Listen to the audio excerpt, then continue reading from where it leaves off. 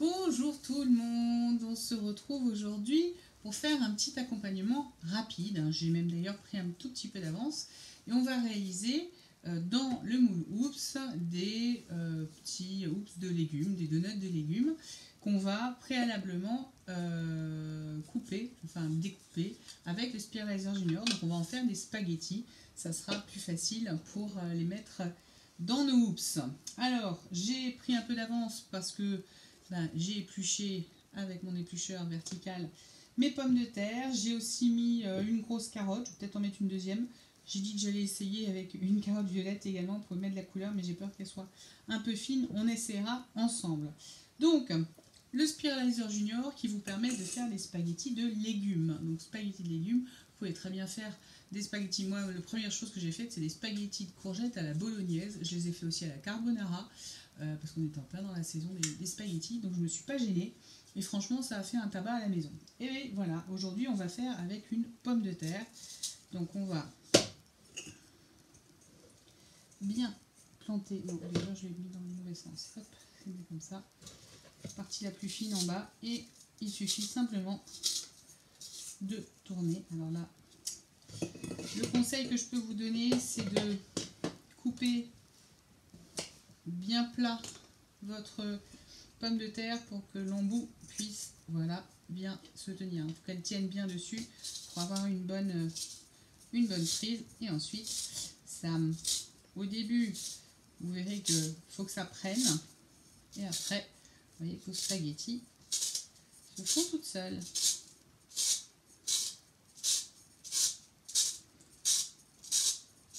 Alors, vous verrez que les carottes, je les ai coupées en deux parce que déjà là, vous voyez qu'avec une pomme de terre, vous voyez la longueur des spaghettis que vous faites. Je l'avais fait au départ avec ma courgette, je me suis retrouvée avec des spaghettis d'1 mètre de long. À manger, pas pratique. Voilà tout ce qui me reste de ma pomme de terre. Donc en général, je garde les embouts de côté, je les mixe et je fais une autre recette avec, comme d'ailleurs ce qui sort du milieu, pour ne garder que mes spaghettis. Allez, on va essayer avec la carotte.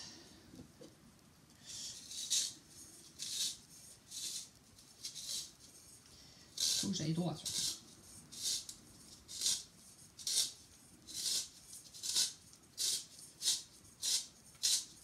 Au début, je vais doucement pour que le légume accroche bien. Et ensuite, vous pouvez accélérer sans souci. Vous voyez, c'est pas difficile et ça permet d'avoir une présentation un peu plus sympa, un peu plus ludique. Vous pouvez le faire avec vos enfants et comme ça, ils adhéreront plus facilement au fait de manger des légumes. Voilà, je vais finir mes spaghettis et je vous retrouve pour le montage dans les Oops. Alors, me voici de retour. J'avais fait toutes mes spaghettis. J'ai commencé à remplir les Oops, les alvéoles. Et je vais faire la dernière avec vous pour vous montrer simplement comment on fait. Donc là, vous voyez, je prends une poignée de spaghettis. Je la pose et en fait, j'essaye de dégager simplement le centre. Puis de ramener tous mes légumes dans mon alvéole. Éviter qu'elle ne dépasse.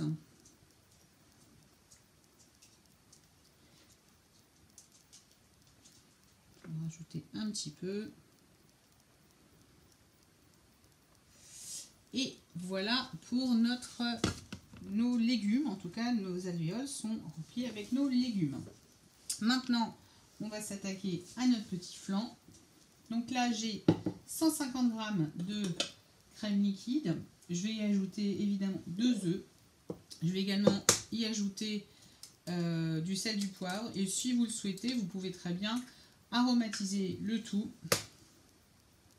Pour ne jamais, éviter autant que possible de casser vos œufs sur tous les produits Tupperware pour éviter de les endommager.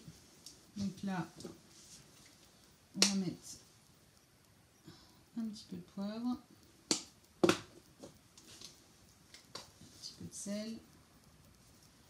Moi je mets un peu de sel, mais je mets surtout, ça c'est mon péché mignon à moi, des aromates de chez Knorr. Dans la recette initiale, la personne avait mis du curry. Je trouvais que c'était effectivement une très bonne idée, surtout avec les carottes. Après, ça dépend toujours de l'accompagnement. Donc quand on ferme son shaker, on le ferme toujours ouvert et on le ferme ensuite pour éviter qu'il y ait une bulle d'air qui se forme. Donc là, je mélange mes œufs, ma crème. Et on va venir répartir ça. Alors l'avantage de ce, voilà, je vous montre, la petite goutte qui goûte directement dans le shaker et pas à côté. Ça ne salit pas le bord de votre shaker, ce qui est plutôt pas mal. Je vais commencer par remplir le fond dans un premier temps et je viendrai compléter si besoin.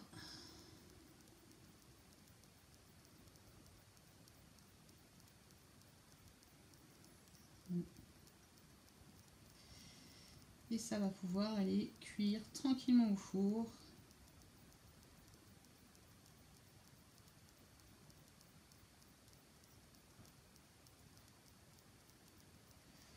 Je vais regarder ma recette pour vous dire exactement combien de temps.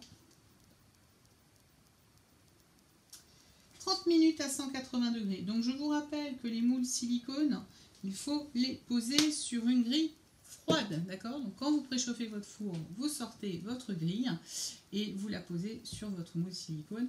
D'ailleurs, j'aurais dû la poser avant de les remplir. Ça aurait été plus facile, parce que maintenant ça va être un peu plus difficile. Voilà. Donc on va faire cuire tout ça et on se retrouve dans 30 minutes. À tout à l'heure.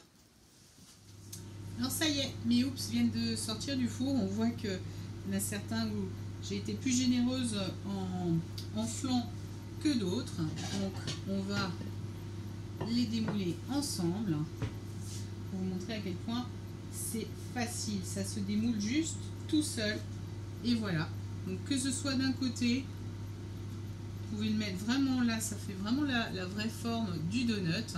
Ou si vous voulez mettre le côté qui est un peu gratiné, c'est vous qui choisissez la présentation qui vous plaît le plus. Vous voyez, ça se démoule. Bon, c'est chaud, je vous confirme.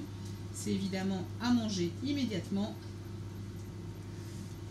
Je vous les montre sur les deux faces. Celui-là, comme il y a de la couleur, je vais le mettre dans ce sens-là. Et vous pouvez directement passer à table. Allez, la petite photo qui va bien. Ah, c'est chaud. La petite photo qui va bien. Je vous l'envoie immédiatement à la suite de cette vidéo. Bon appétit!